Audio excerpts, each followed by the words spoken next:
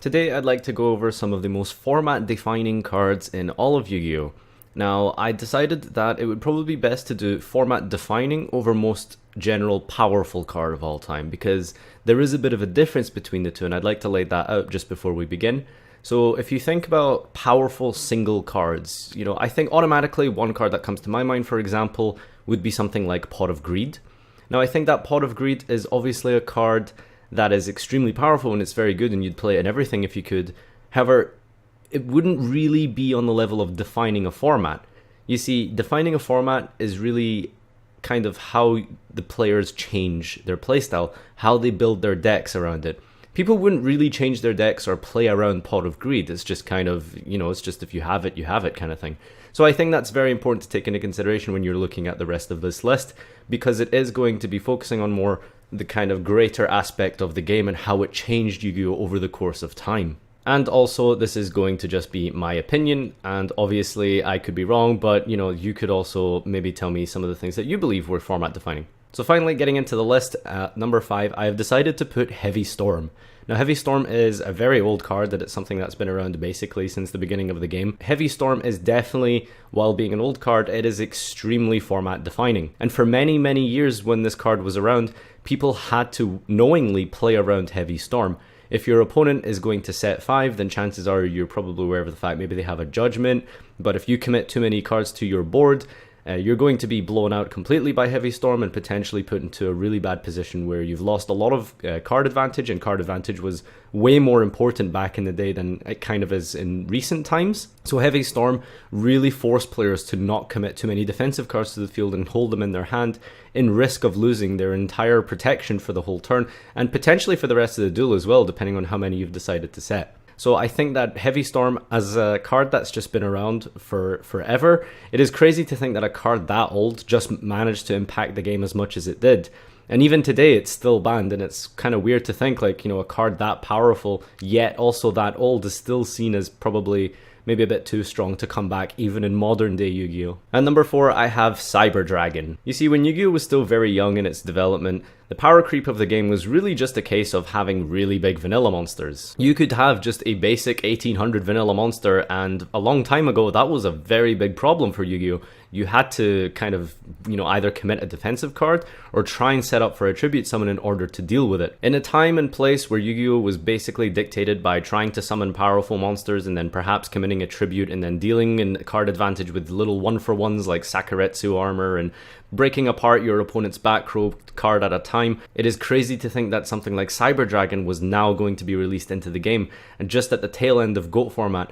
Even today, when people play GOAT format, they instinctively just don't include Cyber Dragon. Despite the fact that it was legal for a very small portion of the format, people knowingly don't put that card in just because of the fact that it is so powerful and it is so strong that it can just blow your opponent out. Even if you're low on resources and you managed to top deck a Cyber Dragon back in the day, it was very scary and almost impossible to deal with just a regular normal summon monster. You were going to have to commit a defensive card to it or try and set up some way for a tribute summon. A free monster onto the field that has 2100 attack was just absolutely mental at the time and completely changed Yu-Gi-Oh! For basically the rest of time, because ever since then they just had to keep making better monsters that didn't rely on normal summons in order to counteract something like Cyber Dragon. And number 3, we have NEKROZ of TRISHULA.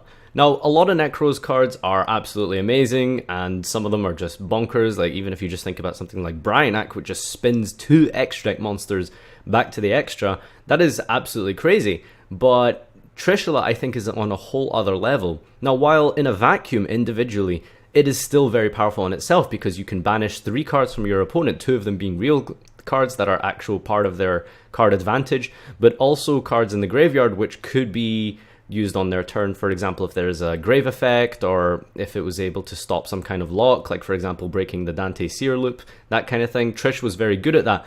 But not only was TRISHULA just an individually very, very strong monster, the reason why TRISHULA was format defining was because you now had to play in a scenario where you could not let yourself be trished by trying to get a card out of your hand and put it onto the field, or not having any cards in your graveyard.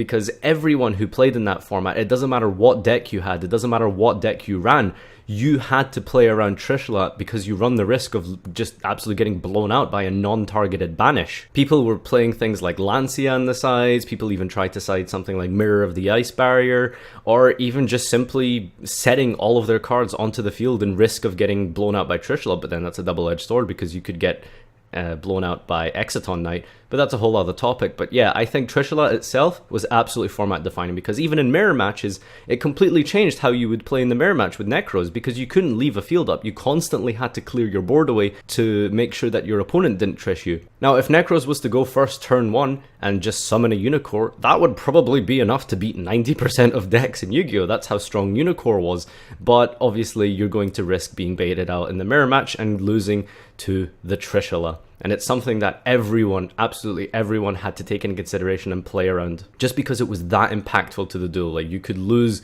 there and then to a TRISHULA resolving. At number 2, I have Spiral Double Helix. Now, I think Spiral Double Helix was absolutely format defining because it took one deck that was honestly, for the most part, basically just a bit of a gimmicky combo deck that made, you know, a couple of decent synchro plays, maybe some decent link plays as well by making a bunch of tokens with Gofu and then linking those away for proxy, and then going into like Firewall and doing the link climb and stuff like that. It did have some okay kind of plays with like Ancient Fairy Dragon, and you can make Coral Dragon and stuff and sync that away, etc. There was a bunch of like okay things you could do with Spiral pre-Helix, but Spiral Helix absolutely rocket launched Spiral from being this just generic kind of gimmicky sort of maybe tier 1.5 deck into this unstoppable tier 0 meta. The meta when Spiral was at full power, it was just absolutely insane. I think it was something like at least 20, round about 25 top cut spots in the first event that Spiral was full power for. Absolutely mental. The deck just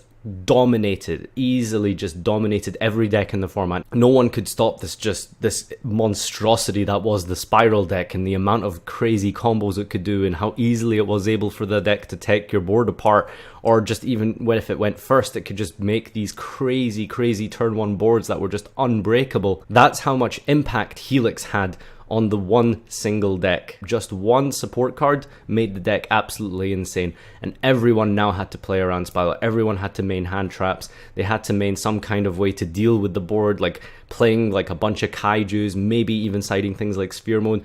And at number 1, we have Soul Charge. I truly believe that Soul Charge is the most impactful deck in the entire history of Yu-Gi-Oh! But obviously that's just my opinion, and this is why I've decided to put it at number 1.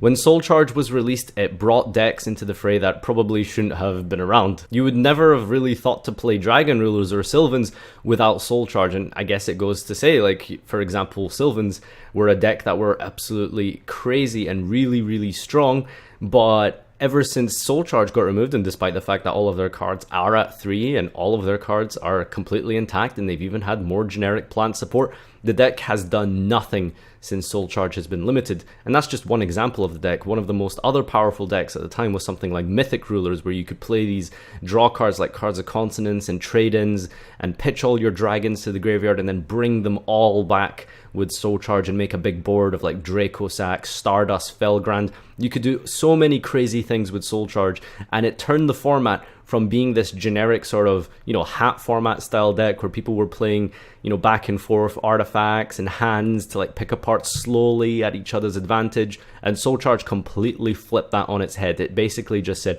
we are now going to play a combo deck. This format is now going to be combo intensive, and people now had to resort to playing things like, you know, Flying Sea against Infernity. They had to main deck Maxi in general to deal with Sylvans and Dragon Rulers and Infernity as well. Soul Charge was around for a while, and basically for the entire time that it was at 3, combo decks were just everywhere. All kinds of crazy combo decks like the ones I just mentioned were popping up and dominating the format, and they did really well. Not only did Soul Charge create this really great format and a bit of diversity as well, with all these kind of crazy combo decks going back and forth at each other, and when you're playing in a format and you know that Soul Charge is at 3, you always have to make sure that you can try and do something for the following turn, because yes, while you may be able to clear their board, you have to try and make sure that you can also establish something that you can stop Soul Charge with, or stop the push that they're going to make with Soul Charge. And so that's my 5 cards that I believe completely defined Yu-Gi-Oh! Formats for its contextual time. Thanks everyone for watching. This has been my list. If you enjoyed this video, then leave a comment and like below. Subscribe if you want to see more. And until next time, farewell.